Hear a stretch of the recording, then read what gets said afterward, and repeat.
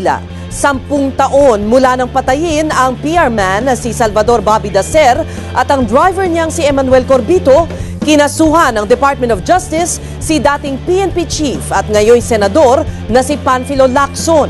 Pinasusuri naman ni Lacson sa korte ang basihan kung bakit siya kinasuhan. Magbabandila si Joey Villarama. Si Senator Panfilo Lacson ang nag-utos sa pagpatay kay PR man Bobby Dacer at sa driver niyang si Emmanuel Corbito. Itong nakasaad sa mga isinumiteng affidavit ni na dating Police Senior Superintendent Cesar Mancao at Glenn Dumlao sa korte. Boss ni na Mancao at Dumlao sa dating Presidential Anti-Organized Crime Task Force o PAOK-TF si Lacson.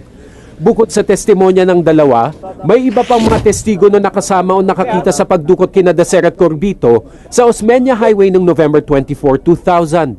Ang mga ito ang pinagbasihan ng DOJ para sampahan ng 2 kaso ng murder si Lacson sa Manila RTC Branch 32. Walang piyansa at pwedeng makulong ng higit 6 na taon si Lacson kung mahatulang guilty. There is so many evidence as to the fact of the killing na sa affidavit ni Mancao yan and affidavit of Dumlao. Hindi naman nagulat si Lacson sa naging desisyon ng DOJ. Sabi ng senador, mainit na sa kanya ang DOJ dahil sa pagbabatikos niya sa administrasyon. Dati na rin niyang sinabi na pinipressure ng Malacanang si Mancao para idawit siya sa Dacer Corbito double murders. Nagpetisyon ng mga abogado ni Lacson sa korte na suriin ang basihan ng DOJ para kasuhan ng senador. Ayon sa kanila, maraming binaliwalang impormasyon ng DOJ gaya ng pahayag ni Mancao sa cross-examination na posibleng nagkamali siya sa pagdinig sa utos umano ni Lacson kay Superintendent Michael Ray Aquino na ituloy ang planong pagpatay kay Dacer. Ang mga pahayag ni Dumlao sa korte na tila nag-aabsuelto kay Lacson sa anumang kinalaman sa mga pagpaslang at ang affidavit ni Senator Mar Rojas na nagsasabing wala si Lacson sa bansa nung araw na narinig umano ni Mancao ang utos na patayin si Dacer.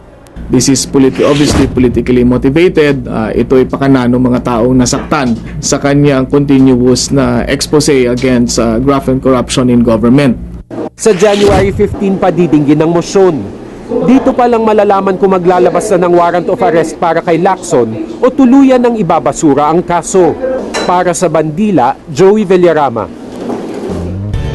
Nabigla ang pamilya Dacer sa pagsasampa ng kasong double murder kay Senador Lacson.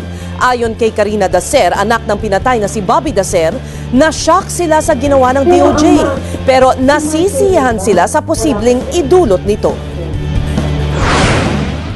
But you welcome this development? Oo.